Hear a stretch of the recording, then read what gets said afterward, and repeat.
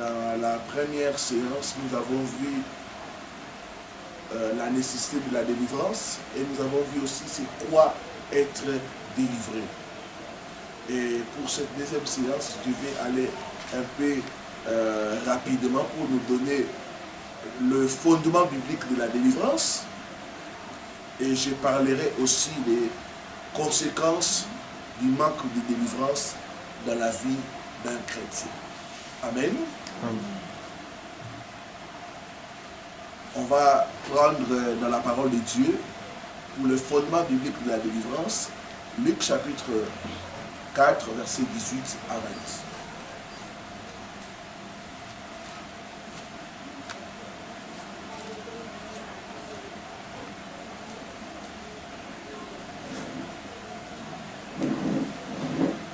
Je lis ce qui suit au nom du Seigneur Jésus-Christ.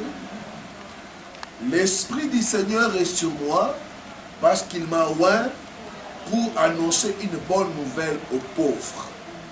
Il m'a envoyé guérir ceux qui ont le cœur brisé, pour proclamer aux captifs la délivrance et aux aveugles le recouvrement de la vie, pour envoyer libres les opprimés, pour publier une année de grâce du Seigneur.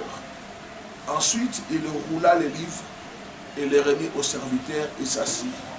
Tous ceux qui se trouvaient dans la synagogue avaient les regards fixés sur lui. Ici, nous voyons dans les discours programme de Jésus que Jésus a mis l'accent, la priorité sur la délivrance. Jésus est notre modèle par excellence. En décrivant sa mission, Jésus est en train de dire ceci. Je suis envoyé pour annoncer la bonne nouvelle aux pauvres.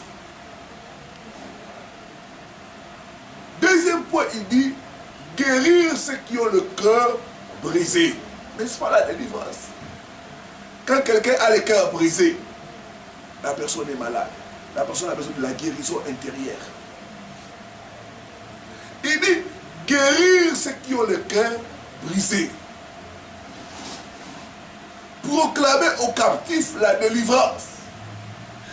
Comme nous l'avons vu, la délivrance, c'est la libération de la captivité. Jésus, dans sa mission, dans son discours programme, il dit proclamer la délivrance, la liberté aux captifs. Proclamer aux aveugles le recouvrement de la vie. Il y a beaucoup d'aveugles dans l'église. Il dit renvoyer libre les opprimés. Les opprimés, c'est les gens qui souffrent. Beaucoup sont en train de souffrir des oppressions du diable. Et une des missions de Jésus-Christ, c'est les libérer. Alléluia. Il continue, il dit publier une année de grâce du Seigneur. Dans notre verset, on dit publier les jubilés. Les jubilés, c'est l'année où les captifs doivent être libérés. C'est la 50e année. 7 fois 7. Et l'année qui va suivre, c'est l'année du jubilé. Pendant les jubilés, si vous avez une dette d'une personne, cette dette est annulée. Pendant les jubilés, si vous êtes esclave, l'esclavage prend fin. Oh, Jésus est venu nous faire entrer dans les jubilés de Dieu. Amen. Jésus est venu nous faire entrer dans les jubilés de Dieu. Donc nous voyons la délivrance occuper une place importante dans le discours programme de Jésus-Christ. Donc la délivrance permet à l'homme de vivre le plan de prospérité que Dieu a établi pour lui. C'est pourquoi quand vous voyez tout ce que le Seigneur est en train de dire, la bonne nouvelle aux pauvres, la bonne nouvelle, c'est quoi? C'est que le pauvre ne va plus rester pauvre. Il va être libéré. C'est ça la bonne nouvelle. Pauvre, ta vie va changer. Faire sortir les gens de la prison, de la pauvreté. Donc la délivrance délivrance, bien aimé, permet à l'homme de vivre réellement le plan de prospérité que Dieu a établi pour lui. Selon 3 Jean chapitre 2, où il dit, je souhaite que tu prospères à tous égards, comme prospère l'état de ton âme. Quand il parle de cœur brisé, c'est l'âme.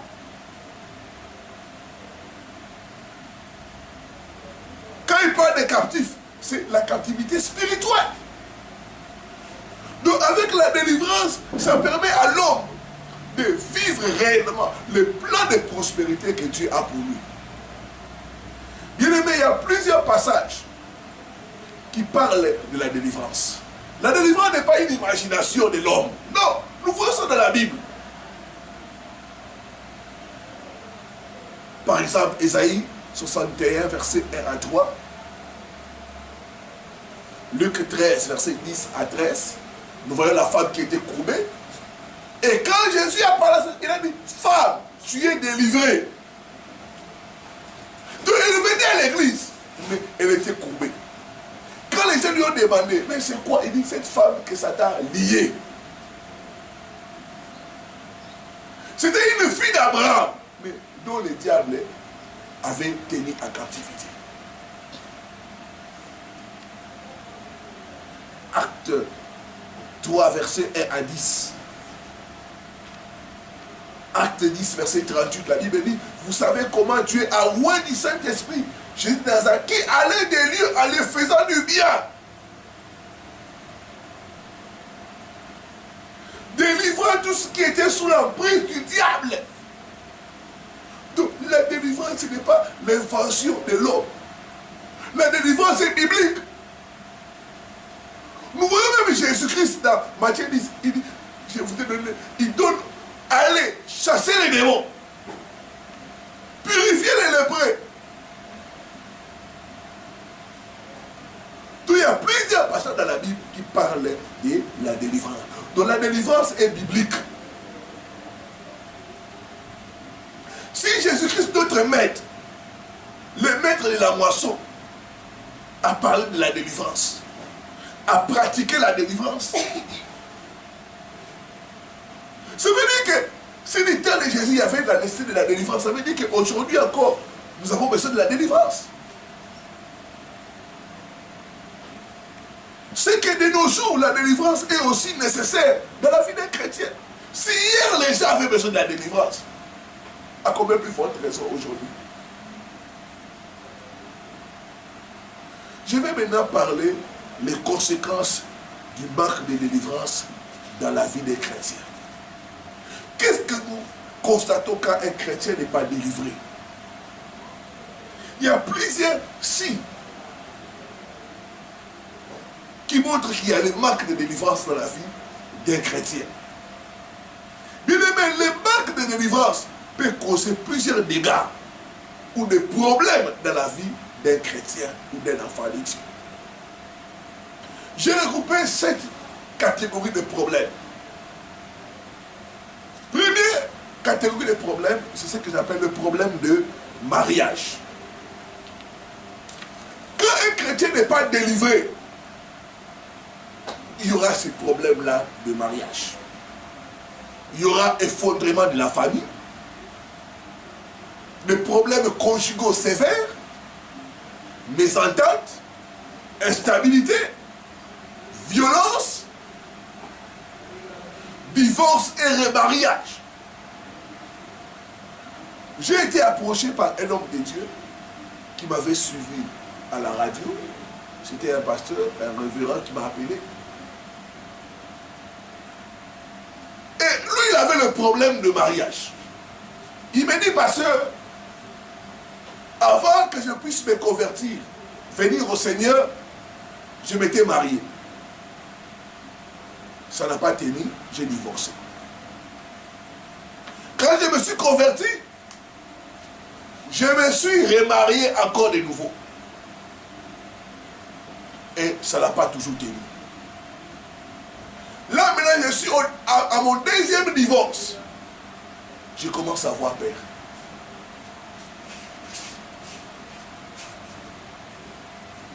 Pourquoi ces problèmes? C'est parce qu'il n'était pas délivré. Bien-aimés, quand nous ne sommes pas délivrés, il y aura les problèmes dans les domaines maritaux. Beaucoup de cas de divorce et de remariage sont des problèmes de manque de délivrance. D'autres problèmes nous avons, c'est la violence dans les couples.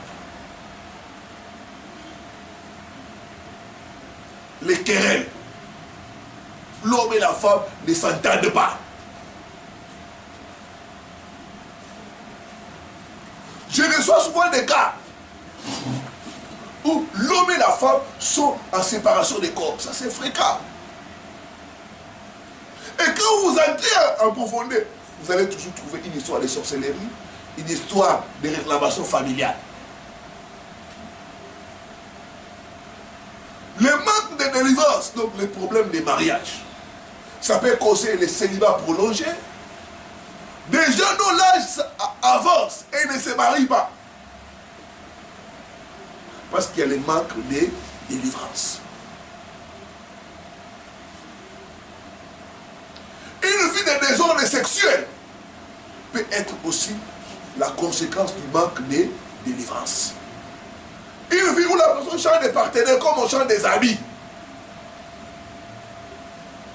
Donc, les premiers problèmes que nous allons remarquer, c'est les problèmes de mariage.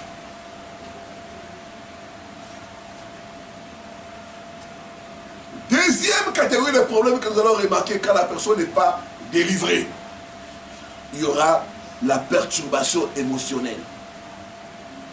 Deutéronome 28, versets 65 à 66.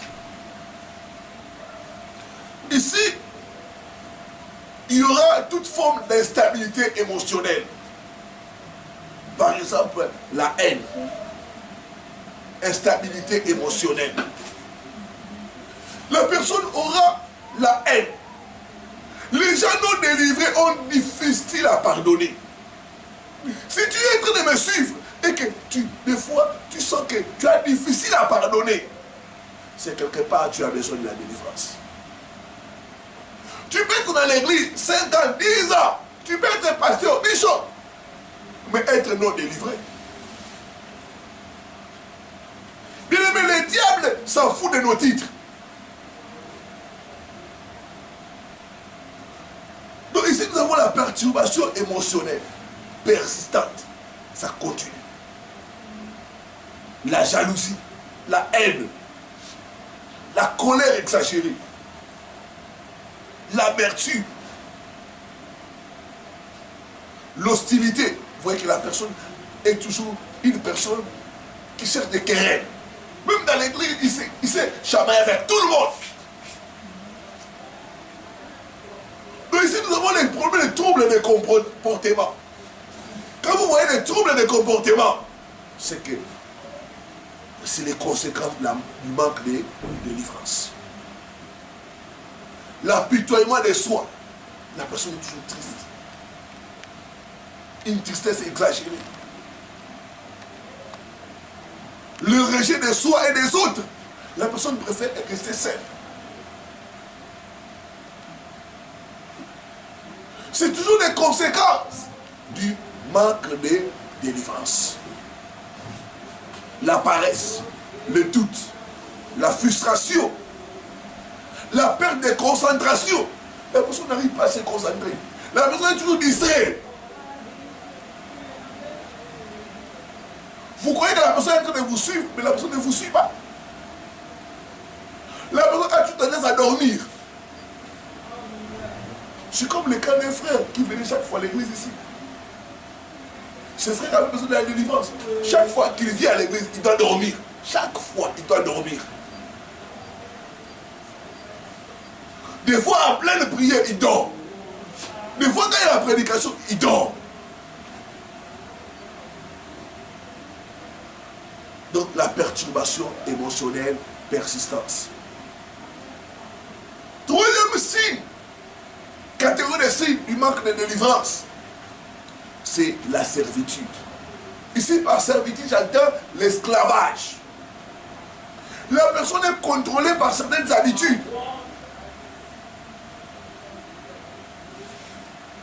contre sa volonté ou contre son désir. La personne peut être contrôlée par l'alcool. La personne est esclave de l'alcool. La personne doit boire, tu dois boire. La cigarette. Il y en a qui viennent à l'église mais qui continuent à fumer. Pourquoi? Parce qu'ils sont esclaves. Ils ne sont pas libérés. La drogue.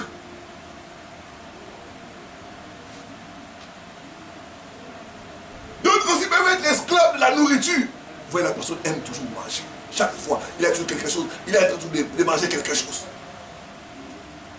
Toujours en train de manger quelque chose. Donc la personne est esclave de la nourriture. C'est une forme de servitude. Tu les verras, ah, moi quand je ne mange pas, je ne suis pas bien, je dois toujours manger.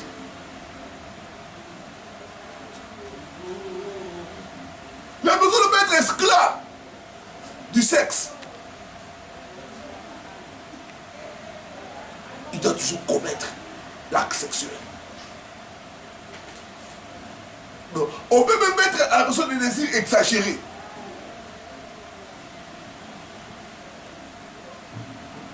Comme j'ai parlé avec une soeur qui avait couché avec le grand frère de son mari.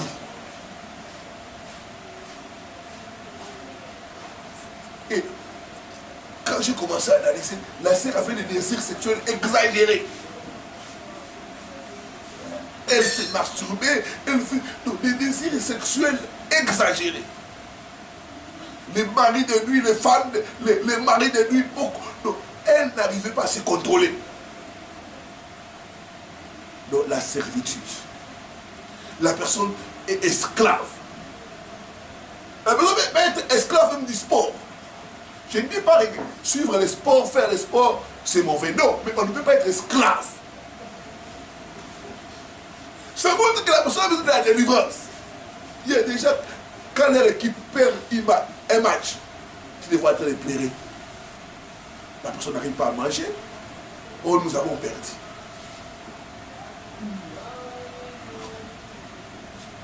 C'est vrai, nous pouvons être des supporters des équipes, mais arriver à un niveau où tu ne manges pas, arriver à un niveau où tu es triste, tu commences à pleurer, là, ça ne va pas.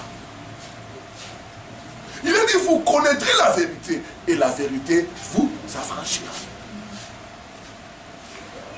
Donc ici, nous avons toutes sortes d'esclavage. La personne peut être même esclave des jeux. Les paris sportifs. Vous verrez la personne, du matin au soir, c'est les paris.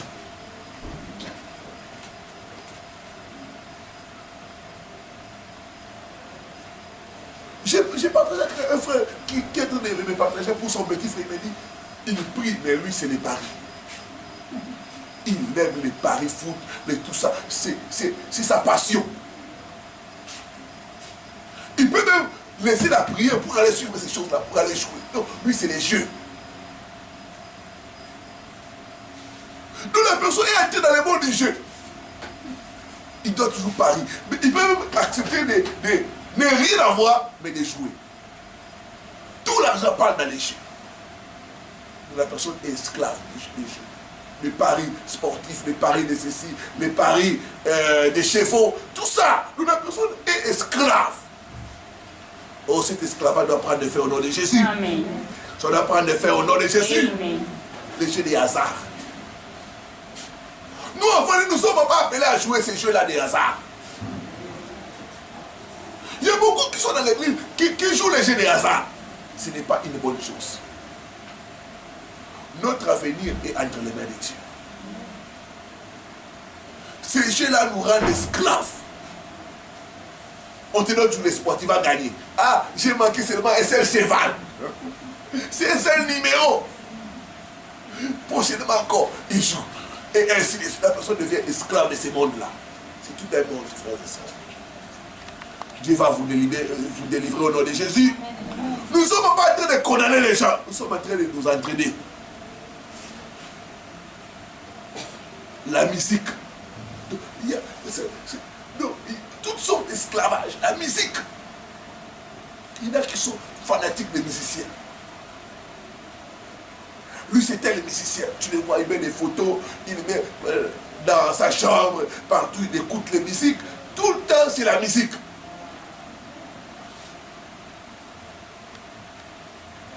Surtout la musique mondaine, où on chante n'importe quoi. Il y a beaucoup de gens qui sont esclaves de ces choses-là. Et l'esclavage détruit toujours.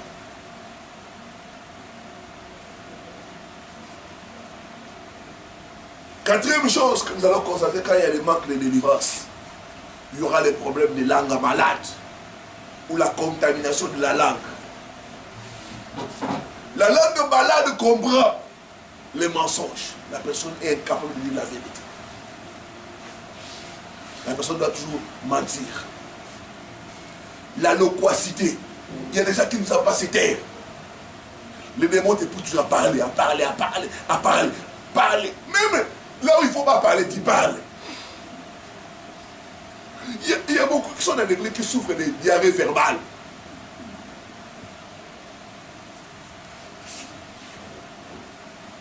Sa langue n'a pas de frein.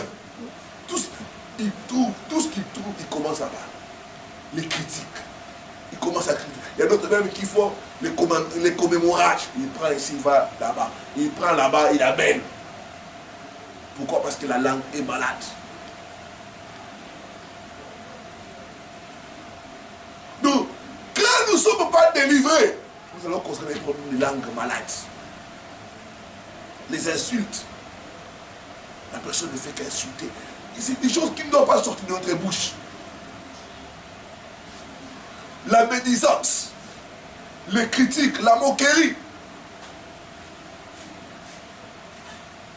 le murmure, c'est des signes que la personne n'est pas encore délivrée. Il y a des gens qui aiment toujours murmurer. Qui a quelque chose à dire? Personne. Mais après, quand on tourne les dos, moi, je n'étais pas d'accord avec les pasteurs. Les pasteurs, ce qu'il a fait là, en tout cas, cette église, je viens seulement par formalisme. Mon cœur n'est plus là. Mais quand il fallait parler, tu n'as pas parlé. Mais tu parles tout derrière les dos des gens. Si tu parles tout derrière les dos des gens, tu seras tout derrière eux. Alléluia. Amen. La langue malade. La langue, ça montre que tu as besoin de la délivrance.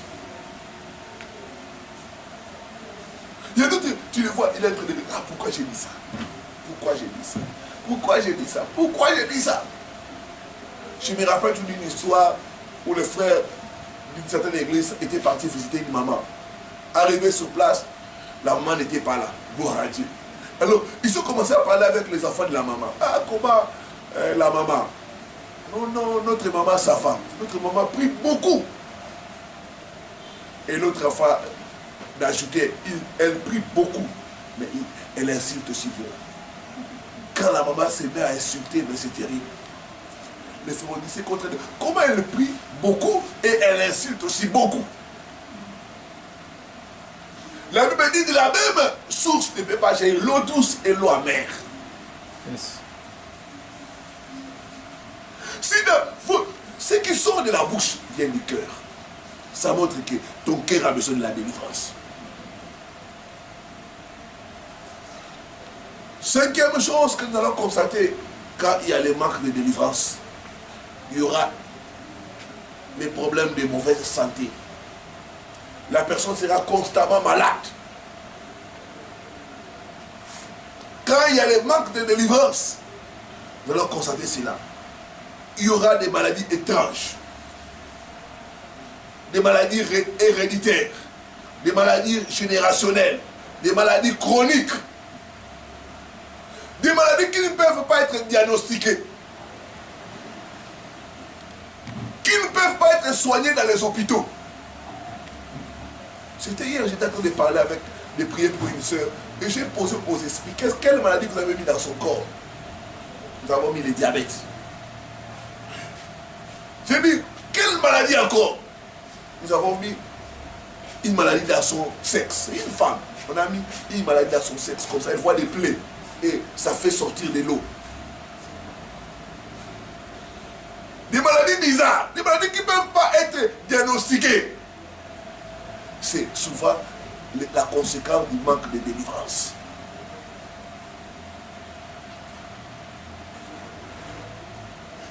Deutéronome 28, versets 21 à 22. Marc 9, versets 25 à 26. Nous pourrons lire quand même Marc. Marc 9.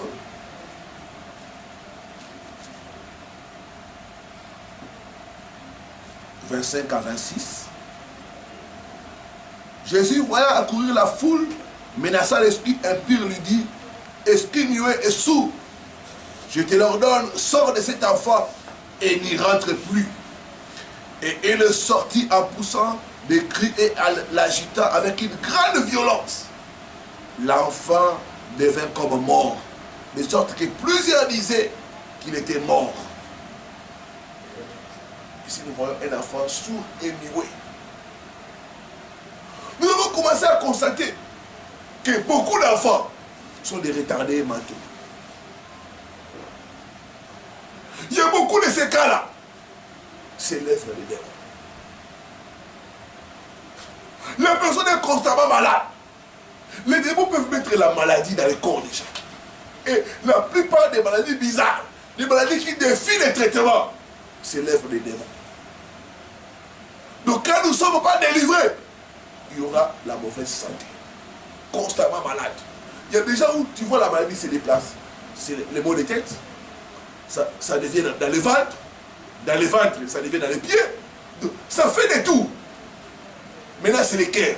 Ah, tu as des problèmes de cœur. Tantôt, c'est la tension.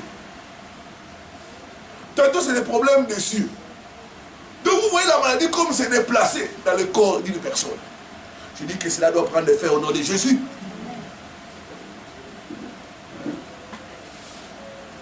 Nous allons constater des problèmes gynécologiques. Il y a des problèmes gynécologiques qui montrent que la personne n'est pas délivrée. Tendance à faire des fausses couches. Quand vous voyez que vous faites des fausses couches, ça montre que vous avez besoin de la délivrance. Les fausses grossesses. Ou les grossesses prolongées. Vous voyez, 9 mois déjà, la femme n'arrive pas à accoucher. J'ai eu des cas d'une sœur ici. Pasteur, je suis déjà à terme, mais je n'arrive pas à faire sortir l'enfant. J'ai prié, j'ai chassé les mauvais esprits. 2 jours après, elle est allée concevoir. Bien-aimé, le diable est malin. Le diable va te croire que ce problème-là est naturel. Non, ce n'est pas naturel. Il se cache quelque part. Il faut les déloger, les chasser au nom de Jésus. Les problèmes gynécologiques, les infections. Il y a beaucoup de gens qui souffrent des infections. J'ai parlé avec quelqu'un qui est aux États-Unis. Il me dit, pasteur, je prends tout ce qui est nécessaire. Ma toilette intime, c'est propre. Mais j'ai toutes les infections. Quand nous sommes allés en profondeur, on a diagnostiqué la présence d'un esprit de mari de nuit. D'autres ici, quand vous commencez la délivrance, vous allez entendre, on a mis un serpent dans son ventre.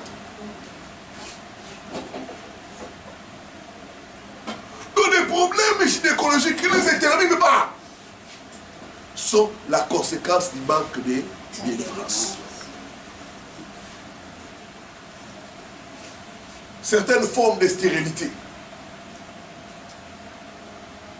La stérilité ne vient pas de Dieu. C'est une action de l'ennemi. Les règles irrégulières ou pas de règles. J'ai laissé le cas d'une sœur ici. Elle ne voit pas les règles. J'ai dit, mais elle est encore jeune. Mais il n'y a pas les règles. Ça s'est arrêté comme ça. Il me dit, parce que ça fait beaucoup de temps, je ne vois pas mes règles. Je dis, ce n'est pas normal. Il y a une maman qui avait témoigné ici. Ça faisait même plus de 10 ans, elle ne voyait pas ses règles.